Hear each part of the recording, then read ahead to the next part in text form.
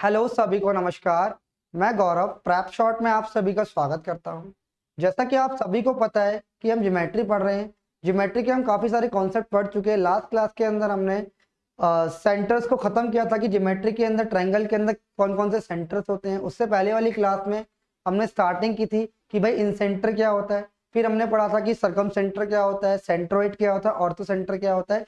ये सारी चीज़ें हमने लास्ट की क्लासेस के अंदर पढ़ी थी। और हमने ये भी जाना था कि अगर मैं एक्यूट एंगल ट्रायंगल की बात करूं तो उसके अंदर सेंट्रोइड कहाँ होगा या फिर सरगम सेंटर कहाँ होगा या ऑर्थो सेंटर कहाँ होगा। हमने राइट एंगल ट्रायंगल के अंदर सरगम सेंटर कहाँ होगा और ऑर्थो सेंटर कहाँ होगा, ये सारी चीजें हमने लास्ट की क्लास में डिस्कस करी थी।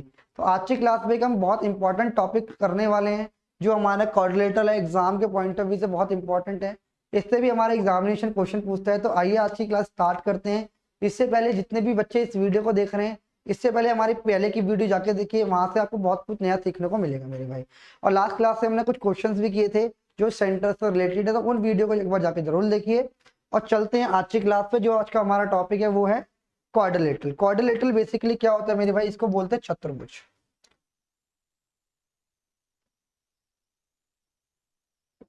चतुर्भुज बोलते हैं मेरे भाई। चतुर्भुज क्या होता है सबसे पहले समझते हैं भाई। चतुर्भुज, आप ऐसे चतुर्भुज की डेफिनेशन के बारे में अगर मैं बताने की कोशिश करूं तो चार रेखाओं से यानी चार लाइन से बनी हुई आकृति को ही हम क्या कहते हैं, एक चतुर्भुज कहते हैं। यानी close figure bounded by four line, यानी चार लाइनों से घिरी हुई आकृति को ही हम क्या बोलते हैं, एक चतुर्भुज बोलते हैं। यानी बात समझ आई, ये क्या क्या चतुर्भुज है। जैसे मैंने बोला कि ए है, ये बी है, ये सी है, ये डी है।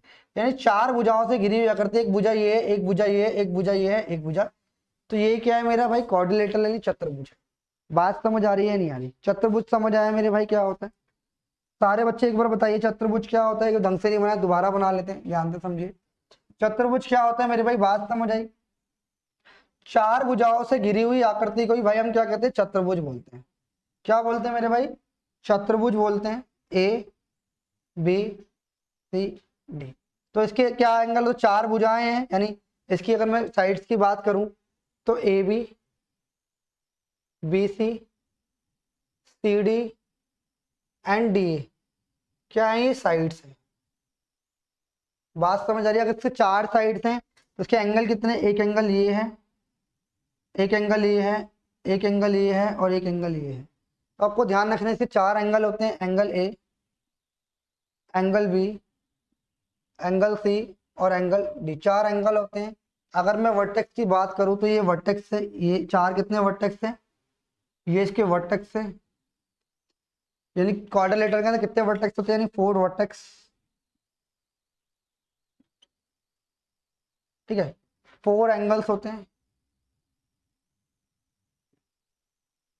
और क्या होती है, फोर ही साइड होती है। यानी फोर क्या होती है, साइड होती है।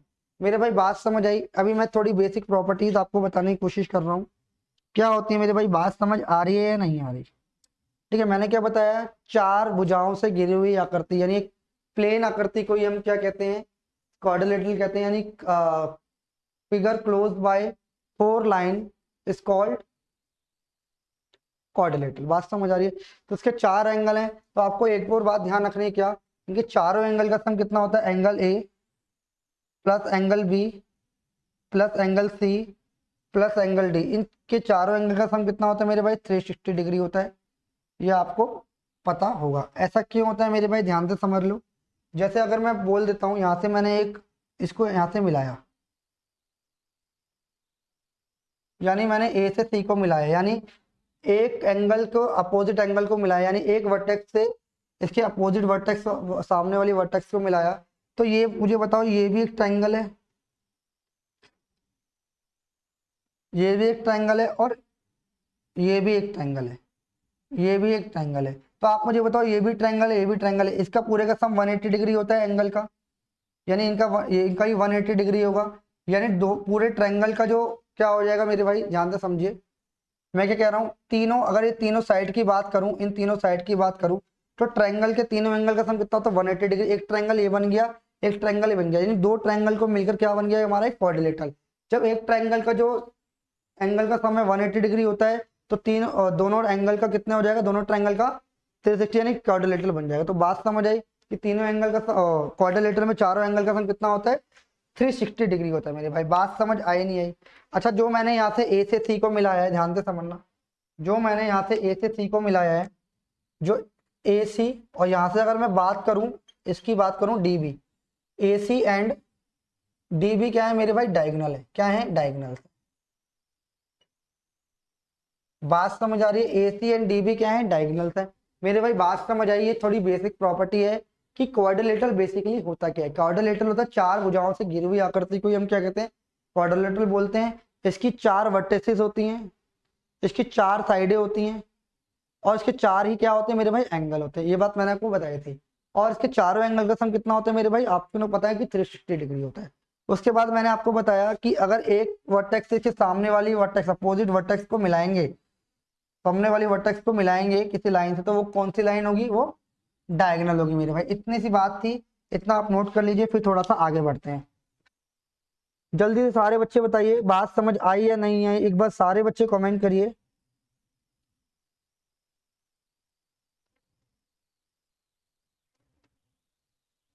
क्लियर है मेरे भाई?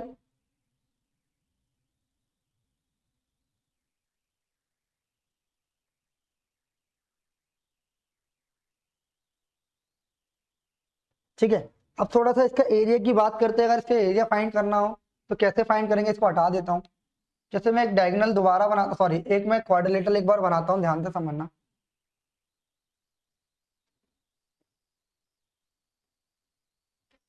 देखिए मेरे भाई,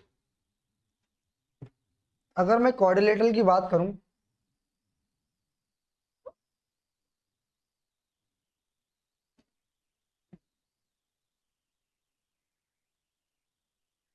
थोड़ा छोटा बन गया है, कोई बात नहीं, इसे बड़ा बना लेते हैं। देखिए,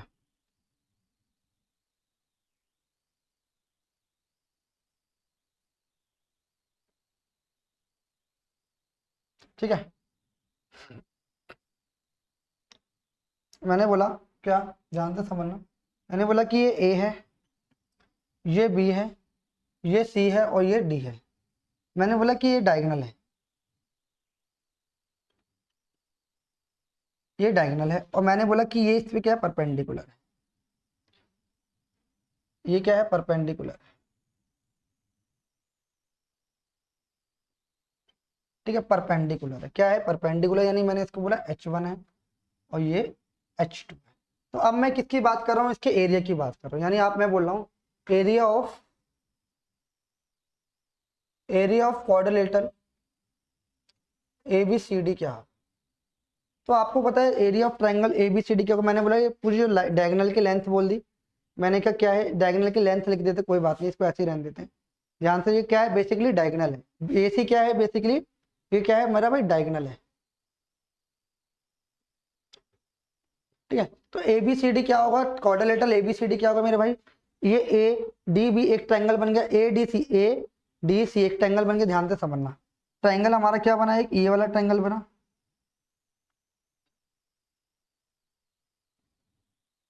और एक ट्रायंगल ये वाला पूरा बन गया, एक ट्रायंगल मेरे भाई, हाँ या ना? आपने बोला। अगर मैं इसके एरिया की बात करूं तो एरिया क्या होता है?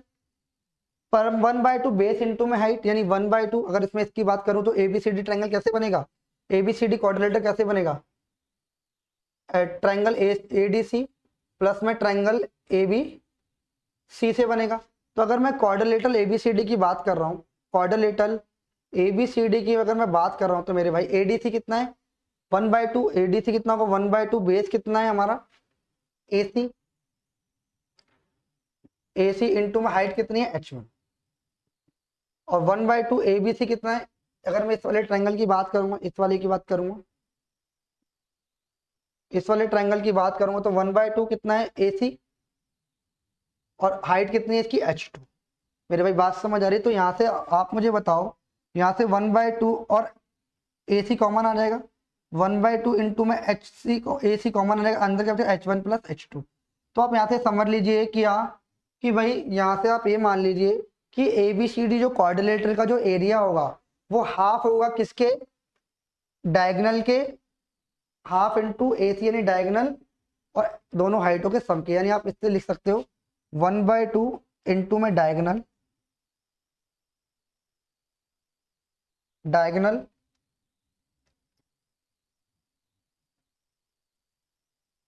और हाइट h1 प्लस h2 पे मेरे भाई डायरेक्ट निकाल सकते हैं मेरे भाई। इसका ये इसका अंतर है, नोट कर लीजिए मेरे भाई। जल्दी से बताइए समझ आया या नहीं आया।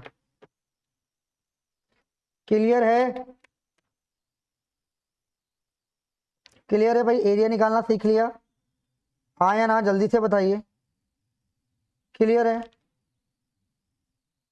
चलिए यहाँ से एक चीज और देखते हैं, क्वाड्रिलेटरल बना लेते हैं। इसको हटा देता हूँ। यहाँ से हमने एरिया निकालना सीख लिया, तो यहाँ से एक चीज और देख लीजिए मेरे भाई आप लोग।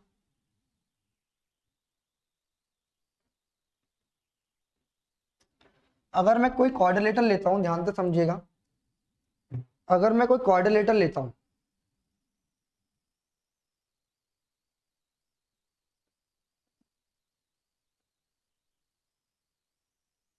अगर मैंने कोई ABCD क्वाड्रिलेटरल लिया और मैं क्या कर रहा हूँ, इसके मिड पॉइंट को मिला के इसके मिड पॉइंट को मिला रहा हूँ, ध्यान से समझिएगा, इसके मिड पॉइंट को मिलाया, इसका मिड पॉइंट ये रहा, इसका मिड पॉइंट ये रहा, इसका मिड पॉइंट ये रहा और इसका मिड पॉइंट ये। अब मैं क्या कर रहा हूँ, इन्हें आपस में मिला।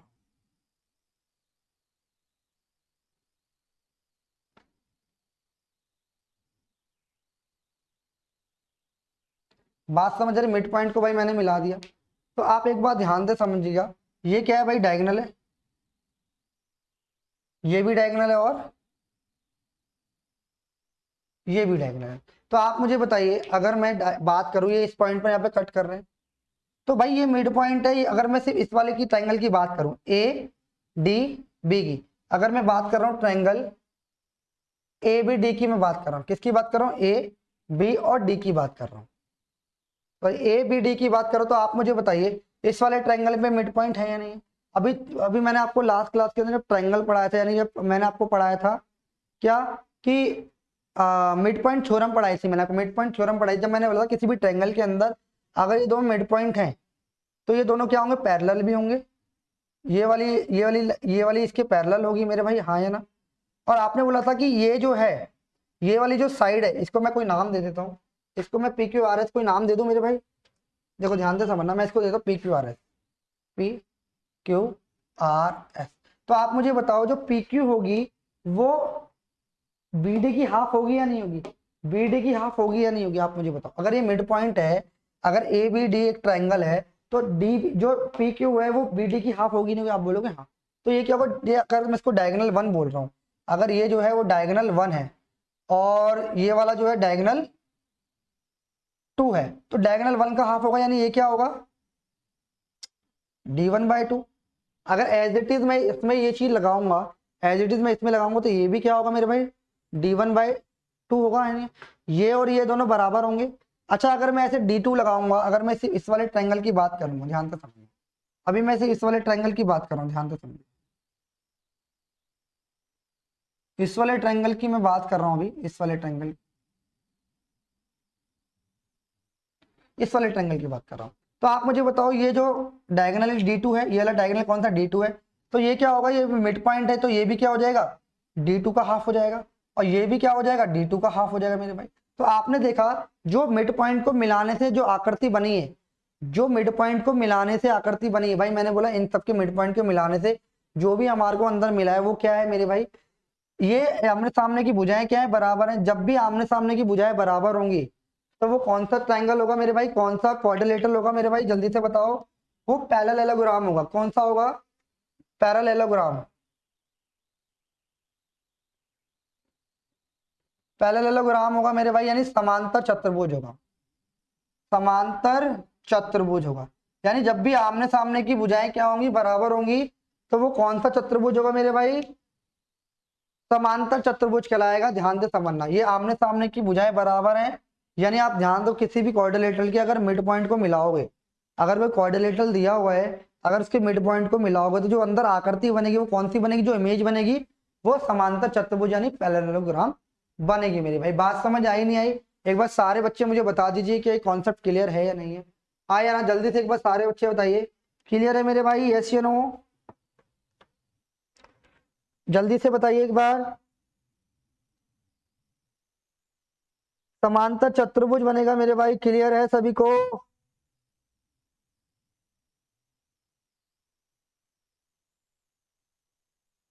क्लियर है?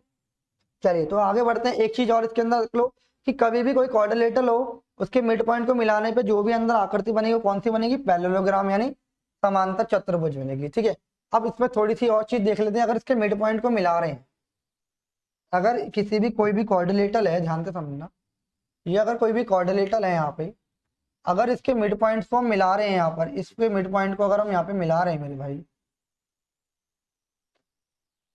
यानी इसको मैं पी क्यू आर एस बोलूंगा, यानी ए बी सी डी अगर ये है, तो मेरे भाई आप ध्यान रखना जो ए बी सी डी का जो पी क्यू आर एस का एरिया होगा, यानी triangle quadrilateral area of quadrilateral area quadrilateral A B C D क्या होगा?